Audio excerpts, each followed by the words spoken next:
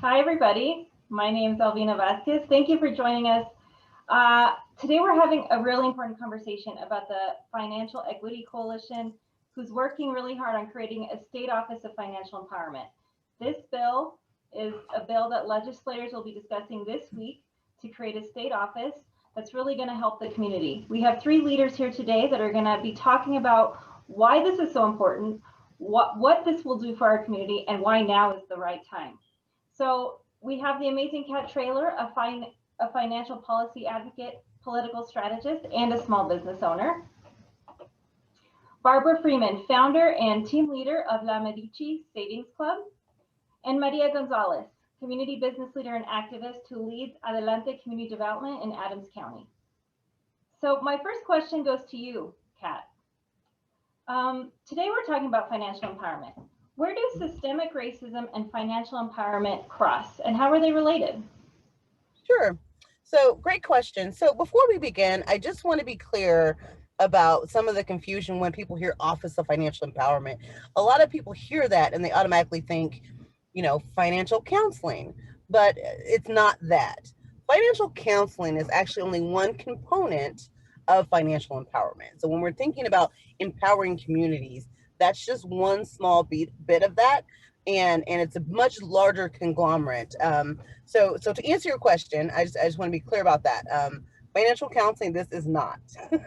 um, so one of the challenges we're facing with our marginalized communities is the ability to gain access, right, to vital information while creating safe and affordable banking products. Now, when we're thinking safe and affordable banking products, we're talking about the very basics of banking, credit cards, things that a lot of communities take for granted that other communities simply just don't have access to. Um, and Another thing that financial empowerment is going to do is proactively seek to address those issues for the bare minimals when we're looking at building strong communities that have financial access. Interesting. And I know, Kat, you and Barbara have been really working on this for a while. So this question goes for Barbara. What is a state office of financial empowerment? Well, that's a good question. So, a Colorado Office of Financial Empowerment would support Coloradans throughout the state by providing access to quality information, financial counseling and coaching. It would also improve access to safe and low-cost banking products and protect consumers from predatory financial products and practices, and work with people to build financial security and well-being. So as you can see, what Kat said is just so true. A statewide Office of Financial Empowerment is much more than just financial counseling. Now, importantly, cities with offices of financial empowerment have already seen many benefits of these offices during economic downturns and now during the pandemic. So, for example, offices have helped people open bank accounts, access federal, state, and local resources, learn about COVID-related frauds and scams, obtain financial counseling, secure additional funding for necessary programs, amongst other things.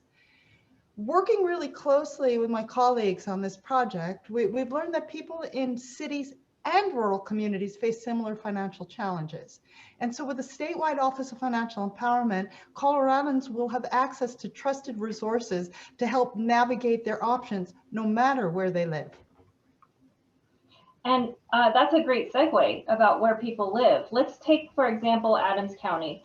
This is a county that represents one of the fastest growing and most diverse counties in the state. But in COVID, we saw devastating effects on families and small businesses.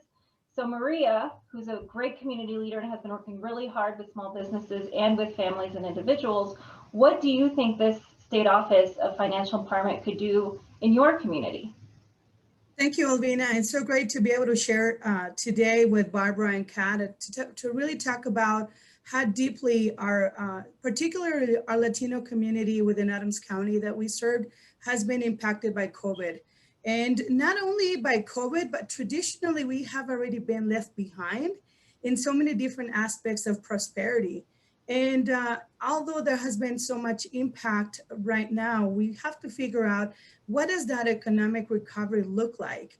What are going to be the financial mechanisms and learnings that we have gathered that will make us be more supportive of our community, of every single person that has been struggling. You know, our office works directly with mobile home tenants and mobile home owners. And the differences with this community has been such a challenging disadvantage that losing their job, losing the ability to pay for their bills, the basic human needs, and not being able to have the tools needed to really get back to a strong economy. Our office saw a lot of the business community that were not able to apply for the different grants that were available through different sources, state, federal, and foundations. And it's because they didn't have the preparation. Thinking about how do you apply for a grant? What are those requirements? How do you put together a package that really tells the lender that you are able to acquire that loan and pay that loan? I think financial literacy goes, yes, like a Band-Aid, but we need financial empowerment. What does that really look like? You know, for us as a community members to be able to access the information, the resources, and to learn about all of the saving vehicles that are ready for us, that are already participating in so many small organizations like Adelante. But if we're able to have this office at the main state with smaller offices in each one of our communities, then we would be able to refer families and business owners to these particular offices where they will be able to learn on how to mitigate all these financial losses and learn more of ways that they can really bring equity to their knowledge and bring us to a better quality of life. Economic recovery is going to be extremely important, particularly the communities of color that we work with. We want to make sure that the state has a plan to be inclusive and to generate not only the resources, but how to really provide that open access, easier opportunities for our community to know that the community, the cities, the state has the ability to give them that support one-on-one through so much education and empowerment. What do we want? We want a better quality of life. And how are we going to be able to do that if we have that financial empowerment that it's needed on each one of the families and local businesses that we support? You know, that's so important, especially now when we're hearing about these stimulus funds and how that influx of resources are going to come into communities, especially communities of color and BIPOC community business owners who don't get left behind, who get afraid to apply for things because they don't think they have access to it. So what you're saying is so relevant and so timely. So before we head out, I just wanted to see if anybody had any final comments. Kat, do you have anything you want to add before we sign off? Sure. I just want to add that that we are hoping that we can get our community to support this legislation. This is going to be huge, folks. This is going to be a necessary tool as we look for a pathway to COVID recovery. And to be frank, what COVID did for us was exposed. It exposed us for the gaps that we actually had in some of our very marginalized communities. And so I'm really thankful that we're having this conversation now. I wish we had it 10 years ago. Right. Yeah, let me share with you a story. We have one of the mobile home parks that we have been working with. This lady, both her and her husband own a small home-based business, and they were both being impacted with COVID, losing their job or the work that they were doing as subcontractors. And they had a daughter that is US born, and they weren't able to, as a family, get the incentive or the economic stimulus. And because they were COVID positive for a couple of months, they were so close to losing their home, their mobile home. And they weren't able to pay for the internet for their daughter to continue to go on school for those couple of months that they had been sick. And they finally were able to reach out to us, and we were able to provide some financial relief. But once we started talking with them about just the financial relief, we identified that they were able to qualify for so many other incentives that they could really make things better, so that those 2 months that they didn't have any job or any income, they would have been a little bit better have they had information and that opportunity for us to guide them through what is available and how do you qualify and how do you, just call one number is not enough.